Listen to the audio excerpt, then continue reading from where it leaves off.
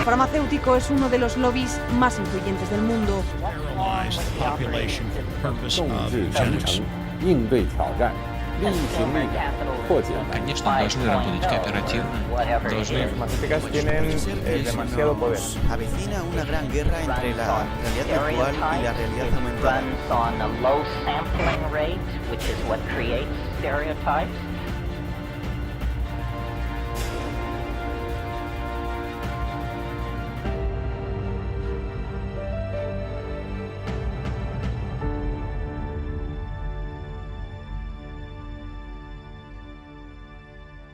Muy bien, nuevamente con ustedes, como todas las semanas, acá en esta nueva edición de Humo y Espejos. Y para adelantar a nuestro tema central del programa de hoy, volvimos a traer esta vez un experto en finanzas públicas. Estamos hablando de Héctor Giuliano, que nos va a sorprender como siempre cuando uno habla de los temas de la deuda, del Banco Central, así que tenemos un programa muy interesante. Pero antes de ir al tema central, vamos a ver qué es lo que nos trajeron. Azul, ¿cómo estás? Marcelo, dígame de qué van a hablar hoy. Hoy volvemos con la columna de Azul, que como nos prometió en el último programa, no sé si se acuerdan, nos iba a hacer una continuación del tema del papel protagónico que tenía el Ministerio de Defensa ruso en la producción ahora de películas que, bueno, tienden a exaltar y a mostrar las Fuerzas Armadas rusas. Así que, Azul, contame de qué se trata lo que nos prometiste. La columna anterior fue sobre cómo el Ministerio de Defensa ruso ahora iba a financiar producciones de películas sobre las Fuerzas Armadas rusas modernas. Va desde la política al entretenimiento. Ahora vamos a ver un caso que es al revés, va desde el entretenimiento a la política, en Ucrania. Esto, no sé cuántos estarán siguiendo ahora las elecciones que se están dando en Ucrania. Yo creo que es uno de los temas centrales en Buenos Aires en este momento. El que le interesa la política internacional algo tiene idea. Por lo menos que hay elecciones. En cuanto Reuters o FP o alguna agencia de esas ponga la noticia, vamos a tener los expertos como... A mí me lo piden en la facultad que lo esté siguiendo. Pero bueno. No, está bueno porque nosotros nos vamos a anticipar a lo que van a leer después. Pero bueno. ¿Qué va a pasar en Ucrania? En Ucrania ya pasó la primera vuelta de las elecciones y ganó un comediante. El presidente actual, Poroshenko, salió en segundo lugar. En primer lugar salió un comediante, Volodymyr Zelensky, y ahora dicen que en la segunda vuelta, que será el 21 de abril, si no me equivoco, va a ganar. O sea, lo están pintando como que va a ganar, que es el favorito. Este hombre es un actor. Interpretó por 3 años, salió una serie que se llama Servidor Público, donde interpretaba a un profesor que los alumnos compartían sus discursos sobre política ucraniana en Twitter, en Internet, y así, de alguna forma, bueno, salía y era presidente de golpe. O sea, estamos viendo otra vez un proceso de farandulización de la política. Sí, dentro de la misma serie. Pues esto pasó dentro de la serie. No, está bien, pero digo que después esto pasa a la vida real. Sí. Y esto, como este tipo, en el show en la serie esta, era una comedia, pero se tocaba mucho la política interna de Ucrania. Sí. Como se tiraban palos, se hablaba medio en broma, medio en serio. ¿Les gustó? ¿Les gustó? Dijo, si Poroshenko es presidente, ¿por qué no yo? Y la verdad que viendo lo que ha hecho Poroshenko, tal vez hubiese sido mejor un humorista del principio. Y los productores en marzo de 2018 crearon un partido. Sí. Y empezaron... Es fantástico. Sí. Con el mismo nombre que en la serie, o sea, el servidor público, y anunció la candidatura política de Zelensky. O sea, esto es como... Que ya lo habían perfilado como favorito en algunas encuestas, tipo ya como que se hablaba y lo confirmaron en marzo. ¿Cómo se llamaba la película esa que hizo de Kevin Spacey? House of Cards, la serie. Esto es como si House of Cards pasaría de golpe a la vida real y el actor si no hubiese sido por los escándalos que tuvo, sea candidato a presidente. Sí. Y además le caía bien a la gente, era simpático, hablaba ruso también, entonces era era fácil comunicarse con el este de Ucrania, que hablan mucho ruso. Cayó bien, medio igual, o sea, tenía algunas en contra, lo acusaban de tener una relación comercial con uno de los oligarcas más controvertidos de Ucrania, Igor Kolomoisky. Poroshenko era un oligarca, así que había, si era eso, si es por eso lo van a invalidar. Pero bueno, este hombre era el propietario de 1+1, uno de los canales más importantes de Ucrania.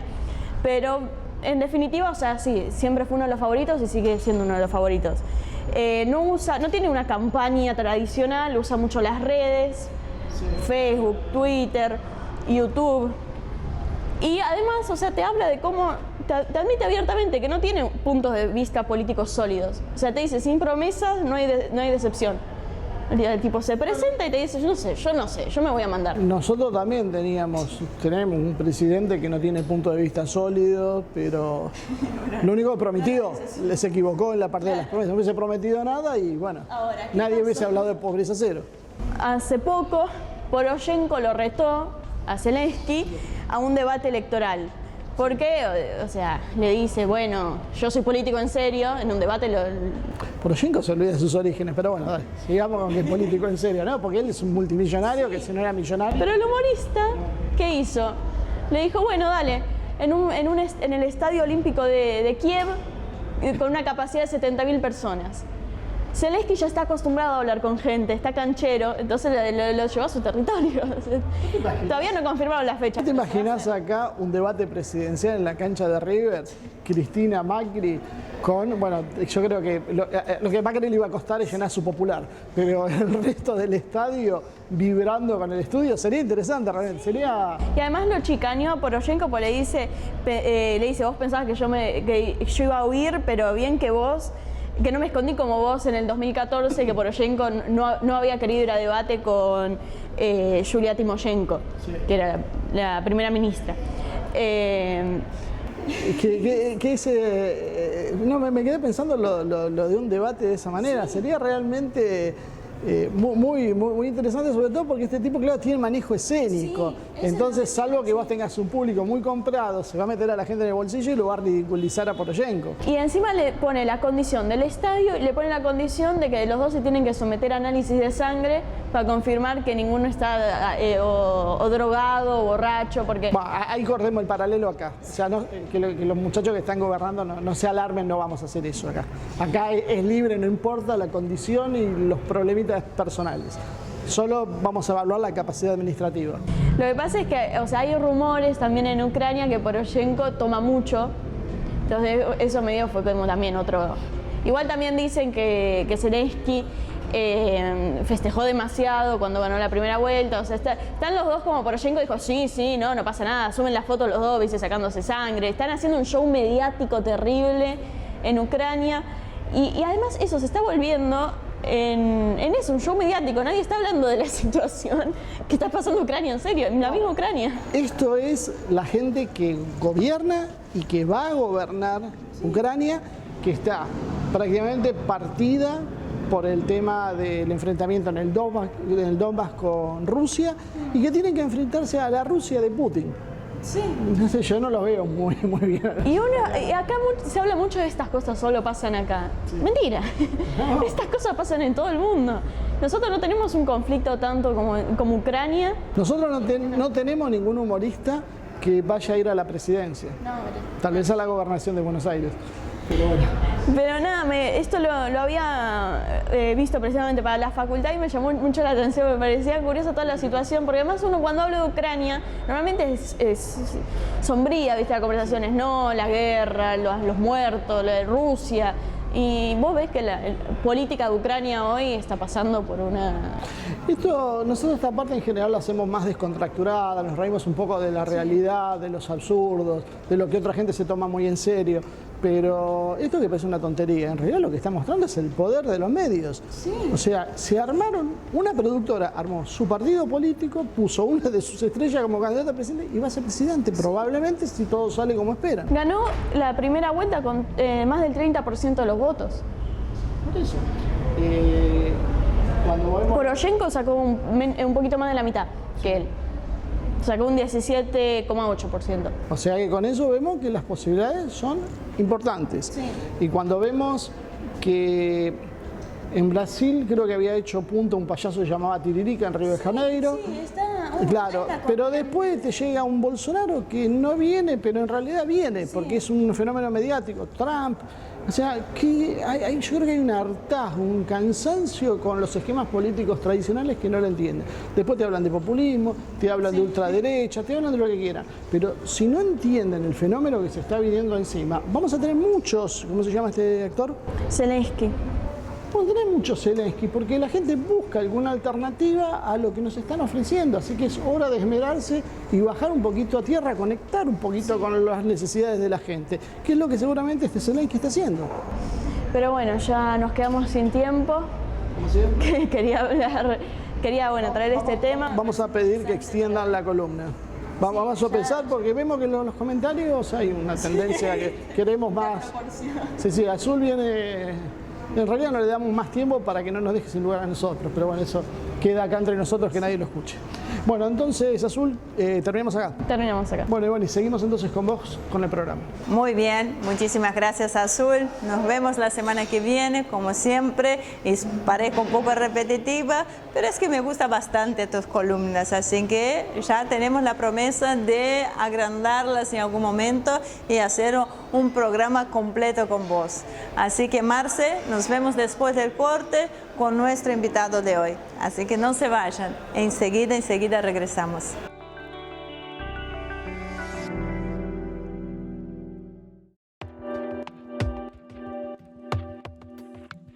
Muy bien, ya estamos acá en este segundo bloque. Como les adelanté en un principio, contamos con la presencia de Héctor Giuliano, que es licenciado en Administración y especializado en Finanzas Públicas, lo que viene muy bien para que podamos conocer un poco más lo que está sucediendo en los tiempos que corren. Héctor, muchísimas gracias por acompañarnos hoy, un placer. Bueno, igualmente, gracias por la invitación y bueno, espero ser útil. Hoy los economistas reducen todos los problemas al déficit fiscal, ¿no? ¿Qué importancia real tiene ese déficit cuando vemos que la mayoría de los países desarrollados conviven con déficit permanente? Está bien encuadrado. Lo que pasa es que hay que tener presente algo fundamental. La principal causa del déficit fiscal es el endeudamiento público, o sea, la deuda pública del Estado. Entonces, la pregunta hay que responderla en cuanto a que el déficit es consecuencia de la deuda. Normalmente, los economistas del establishment dicen lo contrario, que la deuda se originó por el déficit. Y yo digo que es al revés, es la deuda la principal causal del déficit. Ahora, eso lo podemos desarrollar, ¿no?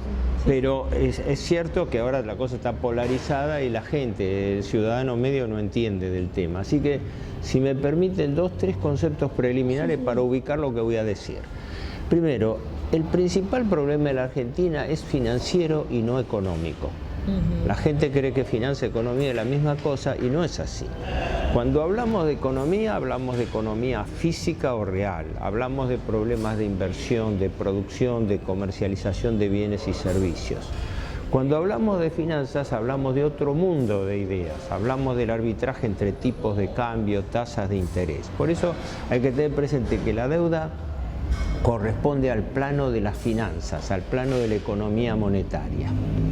Y ahí es donde yo digo, hay que ver cuál es la naturaleza del problema en que está metida la Argentina, porque la Argentina está metida en una trampa de deuda perpetua. Y esto no es un eslogan, esto es algo objetivo. 3 características fundamentales. La primera, la deuda es un condicionante total y absoluto de todo lo que pasa en la Argentina en materia financiera, económica y política. Se está adelantando a las preguntas que le íbamos a hacer, así que vamos a ir. No, pero perfecto. No, pero porque va a ser entonces más... Igual este programa nos tratamos de permitir que el invitado profundice en el pensamiento, porque queremos que no solo entender nosotros, sino que queremos que toda esta gente que nos sigue también entienda. Si no, claro, El objeto no es hablar entre nosotros, sino al televidente, a quien nos escucha. Sí, sí. Porque es central lo que usted está diciendo. Claro, el mecanismo de sujeción que significa la deuda. Exacto. Por eso les pedí permiso para hacer esta brevísima introducción, porque es importante. Primero, la deuda es un condicionante total. Y esto implica que abarca todos los órdenes de la vida, porque en definitiva las políticas públicas, cualquiera sea su naturaleza, hay que financiarlas. Y la plata tiene que salir de algún lado. Y así es como se plantea el problema del Estado. El segundo punto importantísimo es que la deuda no es un hecho aislado, no es un accidente, no es algo que nos ocurrió una vez como un accidente, un traspié, un endeudamiento ocasional. La deuda es un sistema. Cuando hablamos de sistema decimos que es un conjunto de piezas que están organizadas de determinada manera, que siguen una determinada lógica. Entonces ahí viene la tercera y más importante de las observaciones. Siendo la deuda un sistema, ¿cuál es la lógica que lo rige? Normalmente cuando nosotros hablamos de usura, la palabra usura la aplicamos en un sentido horizontal. Hay usura cuando el acreedor tiene predominancia, tiene presión decisiva sobre el deudor. Pero hay una dimensión de la usura que es mucho más grande, mucho más profunda y perversa, que es que el verdadero objetivo del prestamista usurero no es que el deudor le devuelva la deuda, sino al revés, que no se la pueda devolver nunca. Porque la trampa de endeudamiento consiste en generar una deuda que no se pueda pagar. Y esto pasa en la Argentina y en el mundo. Por eso hice esta introducción, porque cuando yo digo, arranco con algunas cifras, sin apabullar a los oyentes, hay que tener presente esto. Ejemplo, según los datos oficiales, porque me baso siempre en datos del gobierno, al 31 de diciembre pasado, que es la última información disponible, el stock de la deuda pública del Estado argentino era de 345.000 millones de dólares. Redondeo a los miles porque igual nada. Toda la deuda se expresa en dólares, pero por convención, por metodología internacional, ¿no? Pero no toda la deuda está en dólares, está en moneda extranjera, en pesos, etc. De todas maneras, en el caso argentino, el 80% de la deuda está en moneda extranjera. Así que hay una fortísima dependencia. ¿Por qué? Porque el Estado tiene una dependencia central. El Estado recauda en pesos y la mayoría de su endeudamiento está en dólares. Antes de seguir con este tema, la diferencia desde que llega Macri al poder con el gobierno anterior no solo es el endeudamiento, sino el tipo de endeudamiento. Exacto, sí, ahí se da un problema importante. Porque eso en general se está pasando por alto. Exacto, sí, es importantísimo. Concretamente, pese al discurso del desendeudamiento, la administración Kirchner aumentó la deuda en 100.000 millones de dólares en sus 12 años de gestión. Recibió una deuda que era en ese momento 151.000 millones de dólares y la dejó en 254.000. Pese al discurso de desendeudamiento, todo lo que sea, eso tenía sus pros y tenía sus contras, pero aumentó la deuda. Macri la toma en diciembre del 2015. ¿Y la aumenta porque no toma créditos externos? ¿Cómo la aumenta? No, ahí está la gran diferencia. La deuda aumentó, aunque lo que hizo el gobierno kirchnerista, que dentro de todo fue un atenuante, fue que pagó privilegiadamente deuda externa para cumplir con acreedores externos. La misma presidenta habló de que la Argentina era en realidad una pagadora serial desde ese punto de vista, y la reemplazó por deuda interna. Y sobre todo deuda interna intraestado, es decir, que empezó a tomar fondos del Banco Central, del ANSES, del Banco Nación, etc.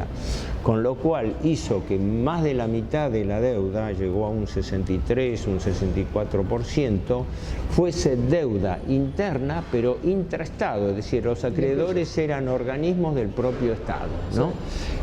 Ahí eso es ambivalente, porque por un lado es mejor, como se planteaba, deber internamente y al propio Estado, porque el Ministerio de Economía pues, levantaba el teléfono y le decía al Banco Central que le preste y podía tenerlo sin dificultades, mientras que el otro era lidiar con acreedores externos, pero la contracara de eso fue que los organismos también se empezaron a endeudar. Y entonces, pero esto fue deudas en pesos, ya no en dólares. En pesos y en dólares. ¿Intraestados en dólares también? En dólares, sí. Por ejemplo, en este momento, parte de la herencia recibida de la administración Kirchner, pero sobre todo nueva de la administración Macri, el Estado le debe solamente al Banco Central unos 73.000 millones de dólares, así. O sea, hay deuda en pesos y hay deuda dolarizada, porque claro, se le pagaba a los acreedores en divisas, y las divisas se tomaban de las reservas. Y ahí viene el tema que usted mencionaba. Claro, no era neutro eso, porque si no, fantástico. Es como si uno, digo, en la economía familiar le pide prestado a un hermano, a un familiar, a un amigo, pero también hay que devolvérselo. Hay que devolverlo, pero no es lo mismo que pedírselo al usurero. Exacto, exacto. Por eso, punto a favor, pero el punto en contra fue que desde ese momento también el Banco Central empezó a tener una deuda paralela al Estado. Una deuda que después la administración Macri ahora disparó al paroxismo, pero que ya existía en el momento. ¿Cuánto existía en aquel momento del Banco Central? La deuda que en este momento el Tesoro Nacional, o sea el gobierno central, tiene con el Banco Central, que el Banco Central es una entidad independiente, sí, creo que está en 71, 73 mil millones de dólares, ¿no? Y eso es producto de que el gobierno pagaba y cancelaba deuda con acreedores externos, tomándolo de las reservas. Y dejaba como quien dice, un pagaré, una letra intransferible a 10 años de plazo en dólares, intransferible, es decir, que el Banco Central la tiene congelada, no la puede meter al mercado, o sea, quedaba allí, pero perfectamente impagable. Ahora, ¿y hoy cuánto es esta misma deuda?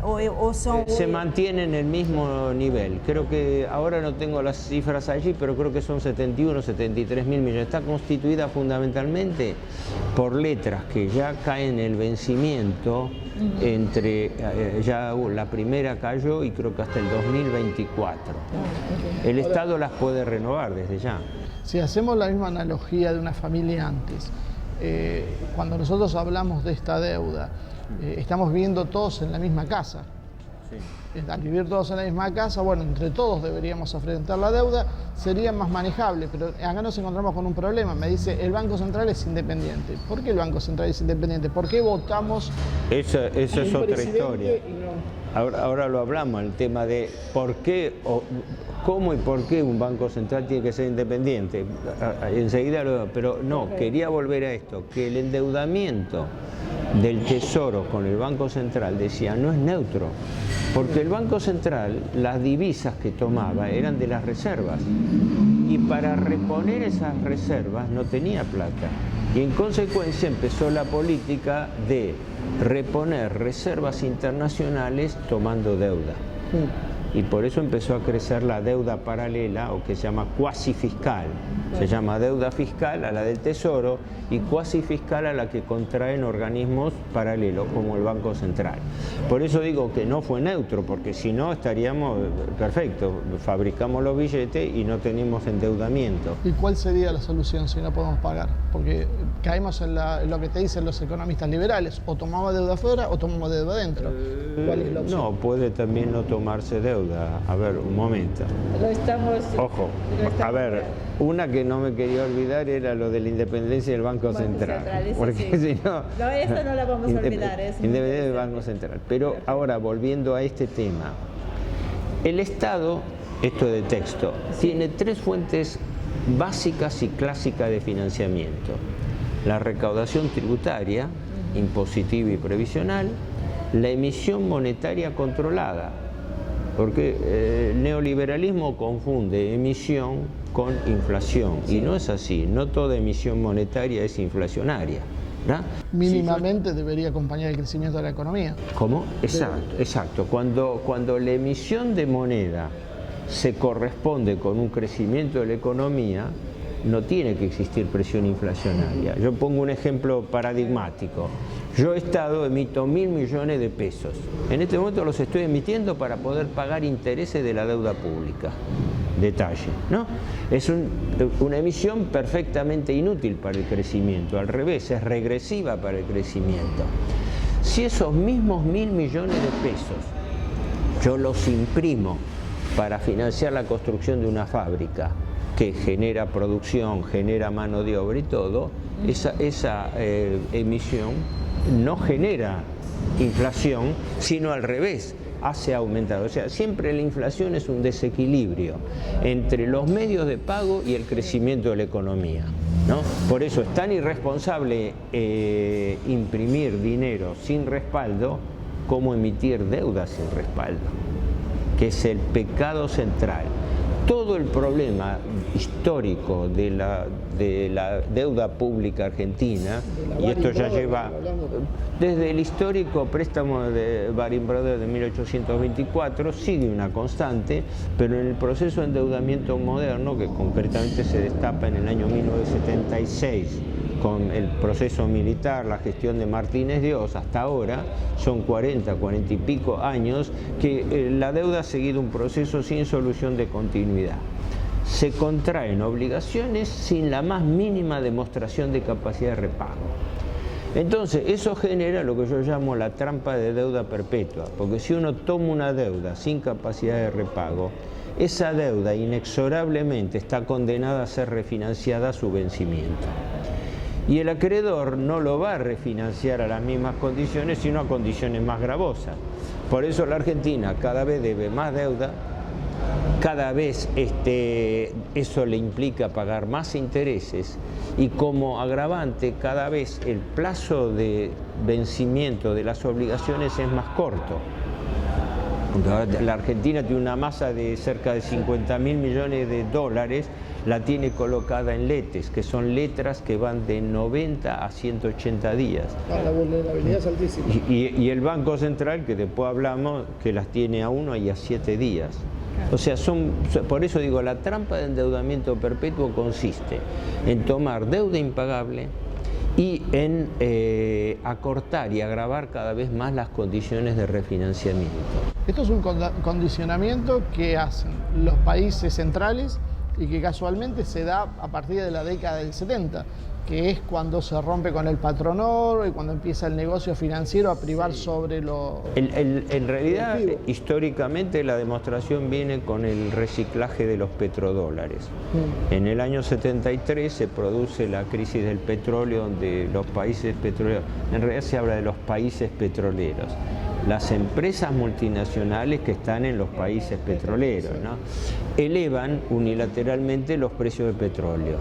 Eso genera una ganancia impresionante, tanto para las compañías de petróleo como para los países, todos estos jeques árabes que se proyectaron desde Arabia Saudita hasta los Emiratos, y eso creó una gran liquidez internacional que era administrada por los bancos, porque ese dinero se depositaba en bancos.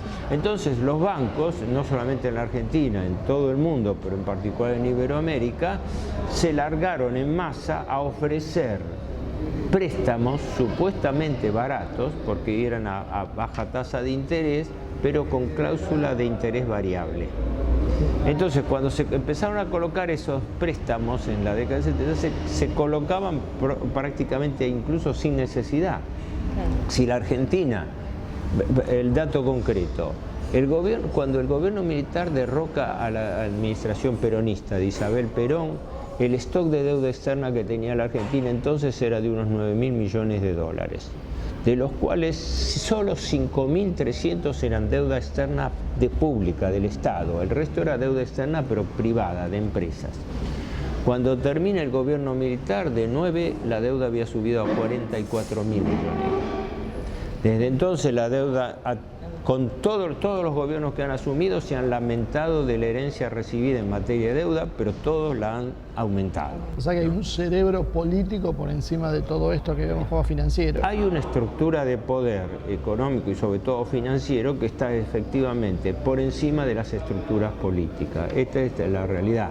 Es el dominio, el predominio que la plutocracia, es decir, los grandes grupos de interés, de presión económico-financiera, tienen sobre las estructuras, sobre los partidos políticos, porque son los que en definitiva financian las políticas. Antes de irnos, nos gustaría ver el tema del Banco Central. Eso es importante, así aprovechamos este bloque como para... porque no le va a dar en 2 minutos. ¿Cómo? No, tenemos más de 2 minutos. Sí, después, porque el Banco Central, como es 2 minutos, me dice que quedan. O sea, el Banco Central es presentado como que debe permanecer autónomo. Y ahora mismo quieren abrir la posibilidad de que tenga directores extranjeros, ¿no? O sea, ¿qué importancia tiene perder el control del Banco Central? Bueno, la función, ¿para qué existe un Banco Central? La principal función del Banco Central es regular la emisión de moneda. Entonces ya es peligroso hablar de una independencia del Banco Central porque significa que la emisión de moneda, siempre se ha comparado desde la antigüedad que el dinero es a la economía como la sangre al cuerpo humano. Claro. Entonces, si yo tengo que alguien puede regular el flujo sanguíneo, o sea, el flujo de dinero de la economía, controla todo. Y esta expresión, independencia del Banco Central, es equívoca, porque si no depende del gobierno, ¿de quién depende? Claro. ¿No? En realidad, los grandes países desarrollados y el Fondo Monetario promueven y logran la llamada independencia del Banco Central como una forma de que los bancos centrales sigan una política internacionalmente uniforme, independiente de los designios de cada gobierno local. Y esto es lo que se está logrando. En este momento, después del acuerdo último que está vigente, no ahora, el stand-by, el préstamo stand-by con el Fondo Monetario Internacional, se vuelve a la carga sobre este tema, incluso obligando al gobierno, que ya lo hizo, a mandar un proyecto modificatorio de la Carta Orgánica del Banco Central, entre los cuales el dato que vos mencionabas, que se puede llegar a autorizar la inclusión de directores de nacionalidad extranjera. No nos olvidemos que cuando se creó el Banco Central en 1935 era mixto y que los grandes bancos centrales del mundo son privados, desde el Banco de Inglaterra hasta la Reserva Federal de Estados Unidos, así que ojo con... ¿Le parece bueno si nos habla 2 minutitos de cómo es la estructura de la Reserva Federal y el Banco de Inglaterra para ver esto de que son privados? Porque la gente está absolutamente convencida que no. Bueno, claro, la gente en común en la calle cree que el Banco Central depende del Estado, que la Fed también, pero no es así. Claro, que la gente cuando escucha hablar de Banco Central asocia que es del Estado y no es así. Exacto, es así. Bueno, pero no los dejo para más, los tengo que llevar a un pequeñísimo corte, así que no se vaya, enseguida regresamos.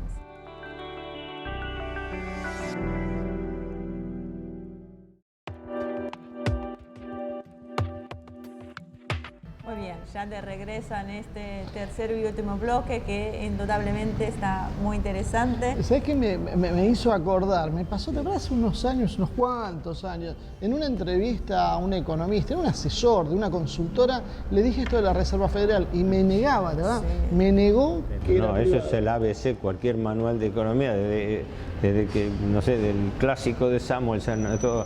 La clave para entender la economía norteamericana es entender cómo funciona el sistema financiero norteamericano. En 2 palabras para utilizar el tiempo. La Reserva Federal de los Estados Unidos se llama técnicamente Sistema de la Reserva Federal. Está integrada por 13 grandes bancos privados. Y hay una larga historia de cómo fue esto, porque en la época de independencia en Estados Unidos se intentó 2 veces crear un banco federal, creo en 1807, 1800, y después se volvió en 1811. Bueno, después cambió el tema, pero cuando se produce una gran crisis financiera en el año 1907, donde quien controla los resortes de esa crisis fue la banca Morgan. Entonces vivía el famoso banquero John Pierpont Morgan.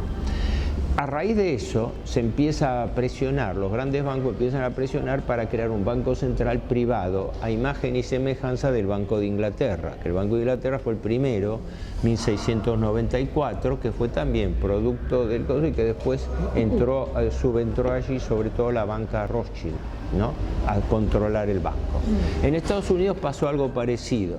Hay una reunión que muchos hablan de reunión conspirativa en 1913 en la isla de Jekyll, que no es Jekyll and Hyde, pero que se le parecía. Es una isla turística donde hubo una reunión secreta de banqueros, donde se programó la constitución de una Reserva Federal. Y luego hubo una historia muy sórdida donde el presidente Wilson, que entonces estaba a cargo, se había comprometido, según parece, a lo contrario. Él era opuesto a crear un banco central privado. Pero ocurrió que en una noche, la famosa ley que crea exacto, un 23 de diciembre, cuando parte de los legisladores estaban yéndose a sus casas para festejar, entre gallos y medianoches se creó, se autorizó por ley la Reserva Federal, que está constituida por un grupo de 13 bancos privados. Ahí intervinieron varios bancos, pero el principal que intervino fue el banquero Otto Warburg, que es también una familia financiera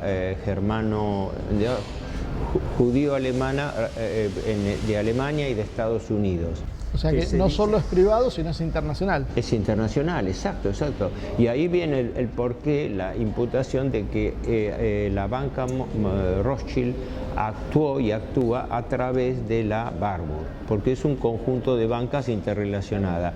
Lo que pasa es esto, el dinero es anónimo, o no anónimo, es desconocido en su proveniencia. Cuando el 75% de la deuda pública argentina está constituida en bonos. Los bonos son pagarés del Estado. No sabemos quiénes son nuestros acreedores. Yo desde hace años vengo pugnando con que si se quiere ordenar esto, lo primero que tiene que hacerse es un censo de acreedores. O sea, ¿quiénes son detentadores? Porque si la Argentina se encuentra en una situación de virtual cesación de pagos, que eso quería hablarlo antes que terminemos, lo elemental es conocer quiénes son nuestros acreedores. Claro, no es nominal, o sea, es un título al portador. Es título al portador, por eso se comercializa en bolsa y puede cambiar de mano todos los días. Sin que haya un registro de nada. Bueno, los registros existen, pero no se dan a publicidad porque son secretos, que es distinto. Porque yo compro X cantidad de acciones o bonos o letras y quedo registrado. El problema es que esa información se mantiene en secreto. Dos palabras por las dudas por el tiempo. La Argentina se encuentra en virtual default. ¿Por qué? Porque la Argentina debe 345.000 millones de dólares de deuda, que aclaremos que es solamente deuda en cabeza del Estado central. Usted tiene la sana costumbre de adelantarnos a la pregunta posterior. No, ya está, lo hace solo, nosotros descansamos. Lo que pasa es que ustedes me asustaron por el tiempo, entonces yo me anticipo a... No, pero está muy bien, quiere decir que estamos en sintonía, porque justamente yo iba a hablar sobre el endeudamiento al que nos está sometiendo este gobierno. Exacto. Y tiene varios correlatos directos de cómo hacernos perder el control del manejo de la economía y someter al país a un ciclo de ajustes constante. Por eso queríamos hablar justamente de esto, del tema de... Bueno, la gestión de Macri desde que ha asumido es clara, gobernar con deuda. Desde que el gobierno asume en diciembre del 2015 hasta ahora, está colocando en promedio unos 40.000 millones de dólares por año. Pero hasta el último momento, ¿no? Porque es raro acelerar el tema de la deuda y un año electoral. Bueno, ya lo hizo. En realidad, digámoslo más crudamente, el gobierno depende de la deuda, porque si el Fondo Monetario no le hubiera dado este préstamo extraordinario, que es un préstamo récord histórico para la Argentina y para el propio Fondo Monetario Internacional, que le presta 56.300 millones de dólares, es una masa de dinero impagable, que lo primero que va a tener que hacer el próximo gobierno, cualquiera sea, es reestructurar primero la deuda con el fondo. Claro. Porque los stand-by se desembolsan y el gobierno empieza a pagar cuando termina el desembolso en 8 cuotas trimestrales. ¿Cuándo la Argentina, que no puede devolver un centavo, puede hacerlo? Claro. Les doy un dato, presupuesto del año en curso.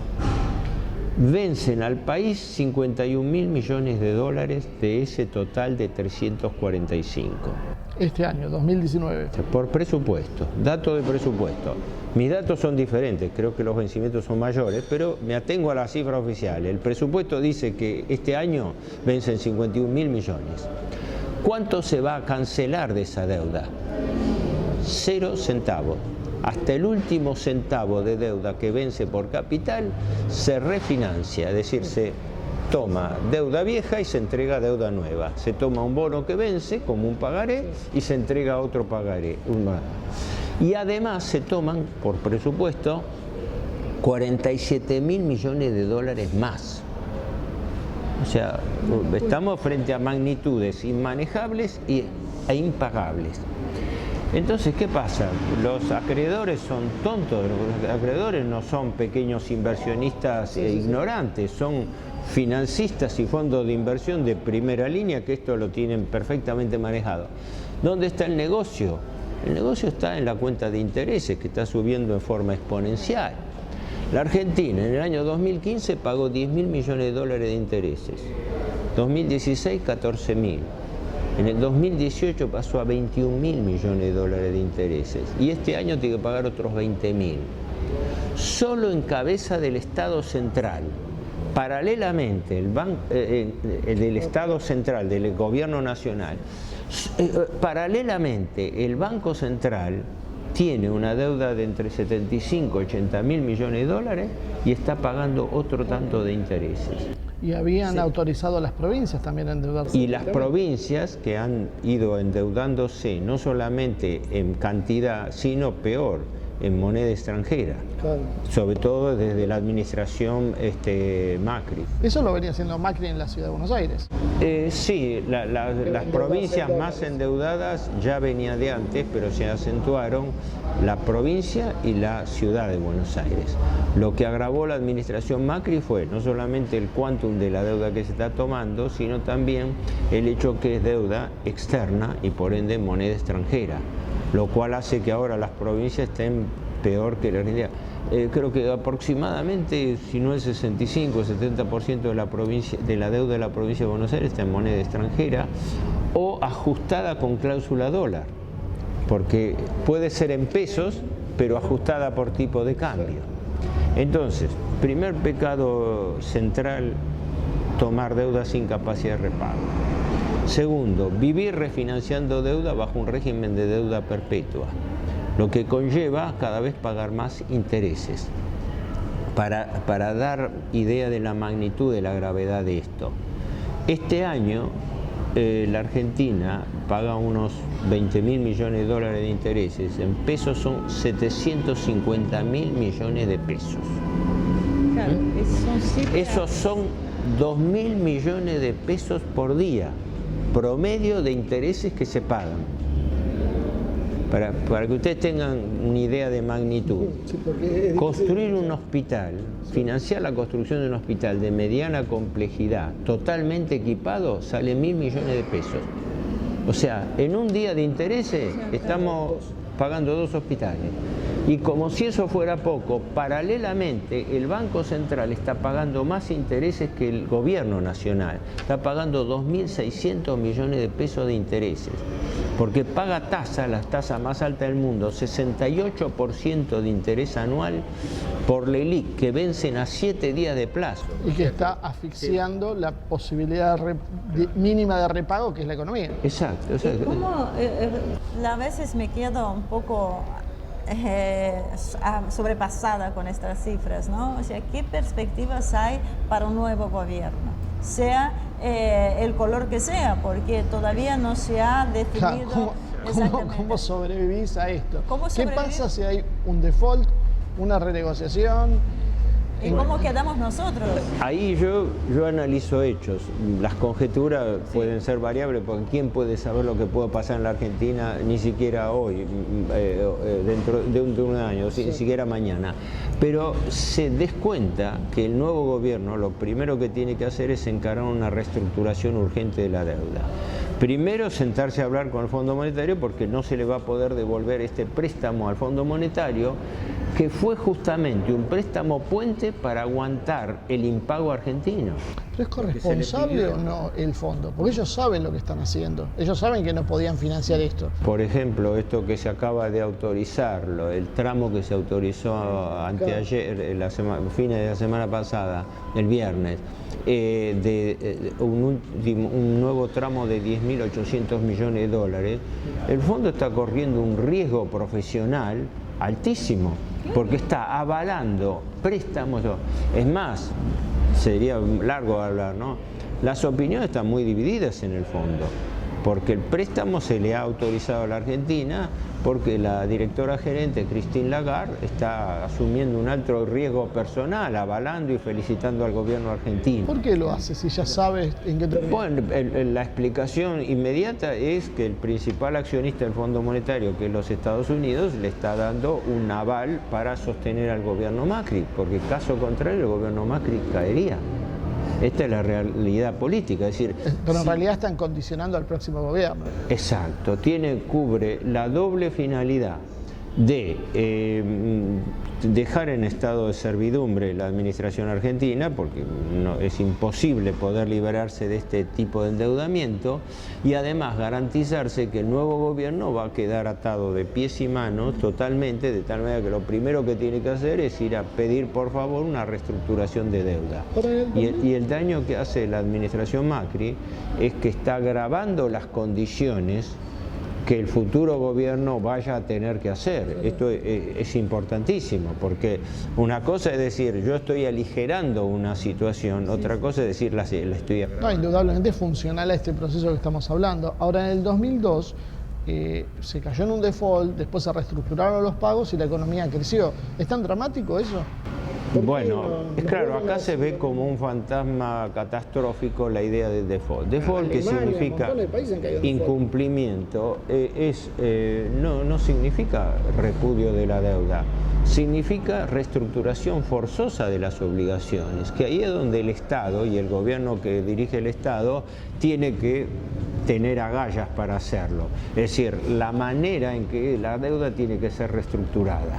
Si yo reestructuro la deuda a imagen y semejanza de la conveniencia de los acreedores, estoy empeorando la situación. Eso se hizo tradicionalmente en la Argentina, desde los acuerdos de Alfonsín de Nueva York del 85-87, el plan Brady del gobierno Menem, el megacanje Cavallo de la Rúa del 2001 e incluso el megacanje Kirchner-Labaña del 2005, que fue mal manejado, dejó la cuestión de los hollout. Y ahora vamos a lo que yo digo, un nuevo plan Brady, Lo que pasa es que este gobierno está pateando la decisión gravosa a la nueva administración, que puede ser la actual, con bastante poca probabilidad de que pueda continuar tal como está, o la nueva, pero ese es el gran condicionante. Cuando se dio, pues sí, se me va a ir. Cuando se dio, sobre todo la última renegociación, la de Kirchner-Labaña, eso se da en un contexto de un Estados Unidos hegemónico, había quedado la Unión Soviética. Antes de eso había una bipolaridad. Ahí teníamos directamente Estados Unidos como dueño de todo, 2005. Ahora nos encontramos con una realidad internacional diferente, donde China es el gran financista del mundo. ¿No es mejor las condiciones ahora para poder renegociar? En principio, prácticamente no es así, porque los acreedores tienen una hegemonía directa sobre la administración. China está prestando, efectivamente, pero los préstamos de China son más localizados. Primero son para financiar proyectos. Sí. Y China lo financia a cambio de participar en las empresas correspondientes, por ejemplo las represas de Santa Cruz, pero por lo menos son financiamiento productivo, ¿no? El financiamiento financiero de China es para el Banco Central, en un crédito swap, que es por pase de monedas, que bajo la administración kirchnerista fue de 11.000 millones y Macri la elevó en 8.000 más. Ahora se le debe a China por deuda específicamente financiera 19.000, casi 20.000 millones de dólares. Pero China, dentro de todo, Iberoamérica es el principal destino de las inversiones chinas. Claro. O sea que pueden censurarle su penetración política, todo lo que quieran, pero concretamente es inversión productiva, atada a condicionamientos financieros. Sí, bueno, nadie regala nada con mercado. Nadie. Aparte, los chinos siempre han sido muy claros. Ellos dicen, nosotros vamos a negociar lo mejor para nuestro país. Está en ustedes poner a alguien que negocie para su país. Sí, sí. O sea, si vos venís a negociar para mí... El caso de la represa de Santa Cruz, que Condor Cliff y que antes se llamaban Cepernik y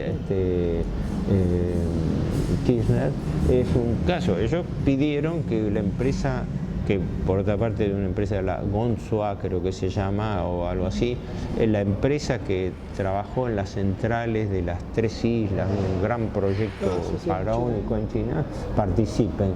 Y eso es lógico, eso ocurre en todo el mundo. Si yo financio una empresa, quiero tener una empresa del grupo de confianza mío para que supervise.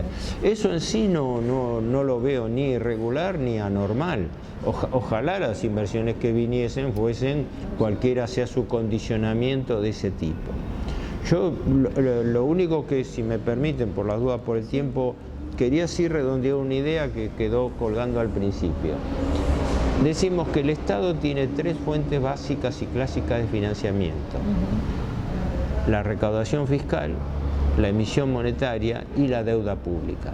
Pero la deuda pública es un recurso extraordinario, no corriente, no usual, no institucional. La gran patología que se ha venido distorsionando las finanzas públicas es que la deuda, que era un recurso extraordinario, que históricamente se tomaba para financiar guerras o para reconstrucciones, catástrofes, lo que sea, se ha transformado en una fuente estructural permanente de financiamiento del Estado. Y entonces, mientras que las 2 primeras fuentes, la recaudación y la emisión monetaria, no tienen costo para el Estado, la deuda sí lo tiene, porque tiene intereses. Cuando la deuda crece a niveles inmanejables, como ocurre en la Argentina, el costo de la cuenta de los intereses empieza a desbordar las finanzas del Estado y entonces se produce esta paradoja, yo digo paradoja Juliano, perdón la inmodestia, ¿no? Porque que hay que aumentar las otras 2 fuentes de financiamiento para costear los intereses de la deuda. Entonces aumenta la presión tributaria, aumenta la emisión monetaria, aumenta el gasto público para pagar intereses. Formalmente el 17-18% del gasto público son intereses. Si tomamos la administración central es el 38-40%. Quiere decir que a la gente no se le dice esto, que el principal rubro del gasto público son los intereses de una deuda pública que no se puede pagar. Esto quiere decir que de cada 10 pesos que gasta el Estado, 4 son para pagar intereses de la deuda. Y no para cancelar la deuda, sino para poder refinanciar, para poder patear para adelante el costo del endeudamiento. Normalmente esto no se dice públicamente, siempre se dice, no, hay que bajar el gasto público, hay que bajar los gastos jubilatorios, todo, pero nadie dice que el principal rubro del gasto público es la deuda pública y sus intereses. Bueno, también te dicen permanentemente que no podemos emitir bajo ningún concepto y tomamos libremente deuda en el exterior en dólares. Que genera emisión, claro, porque yo tomo dólares financieros y con esos dólares financieros emito dinero. Y para que el dinero no presione sobre los precios, lo esterilizo pagando el 68%. O sea, el Banco Central se endeuda para recuperar el dinero que el propio Banco Central emite. No, es surrealista. Héctor, muchísimas gracias. La verdad, muy interesante. Se nos acaba el tiempo. Espero no haberlos confundido. No. La verdad que fue bastante aclarador. Esperamos contar con su presencia en otras oportunidades. Estamos en contacto. Gracias por la invitación.